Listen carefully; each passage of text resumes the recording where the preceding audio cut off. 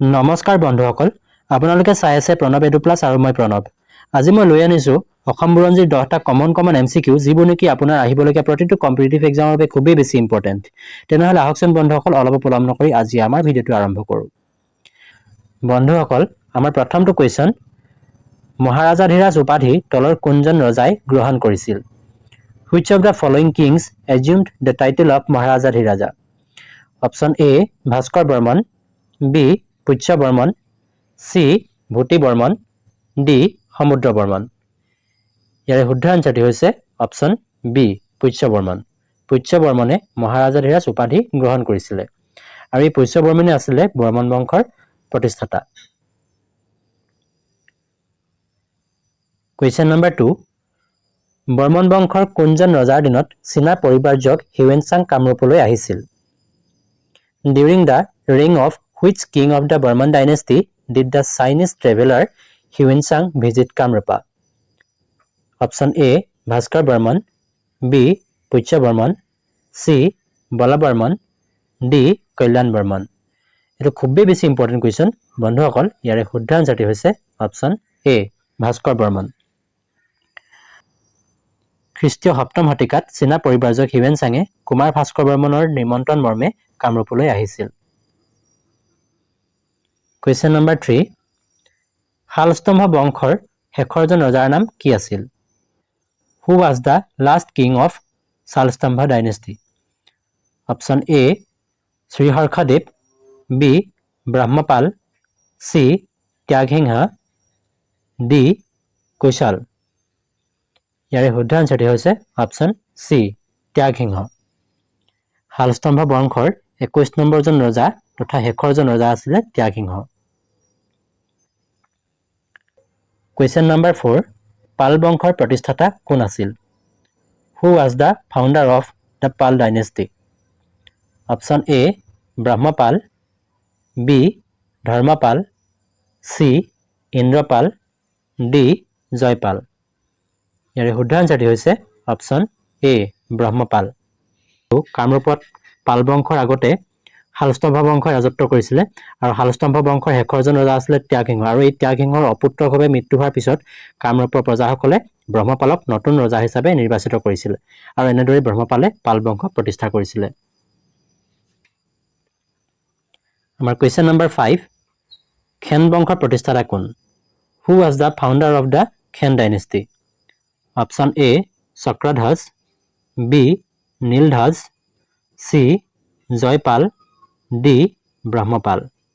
বন্ধুসকল, ইয়াৰে শুদ্ধ আনচাৰটি হৈছে অপশ্যন বি, নীলধ্বজ। 15 শতিকাৰ মাজভাগত অৰ্থাৎ 1414 চনত নীলধ্বজে খেন বংশ প্ৰতিষ্ঠা কৰিছিল আৰু কমতা ৰাজ্যৰ ৰাজপথত বহিছিলে। নেক্সট কুৱেশ্যন নম্বৰ 6, কোনজন আহোম ৰজাই ৰাজধানী বকতাৰ পৰা গড়গাঁৱলৈ তুলি নিছিল? Which of the Ahom king shifted the capital of Bokota to Gorgon? Option A, Suhungmung, B, Sudangpha, C, Suchengpha, D, Suklengmung. ইয়াৰে শুদ্ধ আনচাৰটি হৈছে অপশ্যন ডি, শুক্লেংমুং। শুক্লেংমুঙে 1539 চনত পিতৃ চুহুংমুং স্বৰ্গদেউৰ মৃত্যুৰ পিছত আহোমৰ ৰাজধানী বকতাৰ পৰা গড়গাঁৱলৈ তুলি নিছিল। তেওঁক সেয়েহে গড়গঞা ৰজা বুলিও কোৱা হয়।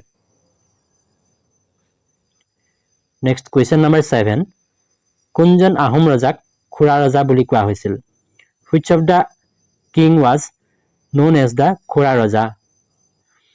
Option A, Suhungmung, B, Sudangpha, C, Sukhampha, D, Suklengmung. খুবেই ইম্পৰ্টেণ্ট কুৱেশ্যন এইটো বন্ধুসকল, ভালকৈ মন কৰিব। ইয়াৰে শুদ্ধ আনচাৰটি হৈছে অপশ্যন চি, সুখাম্ফা। স্বৰ্গদেউ সুখাম্ফাক খুৰা ৰজা বুলি কোৱা হৈছিলে কাৰণ তেওঁ এবাৰ সৰুতে হাতীৰ পৰা পৰি আঘাত পোৱাৰ বাবে তেওঁ লেঙুৰাই লেঙুৰাই খোজকাঢ়ি ফুৰিছিল আৰু তেওঁ সুদীৰ্ঘ 52 বছৰ ৰাজত্ব কৰিছিলে। নেক্সট কুৱেশ্যন নম্বৰ 8, ৰত্নধ্বজ কোনজন আহোম ৰজাৰ হিন্দু নাম আছিল?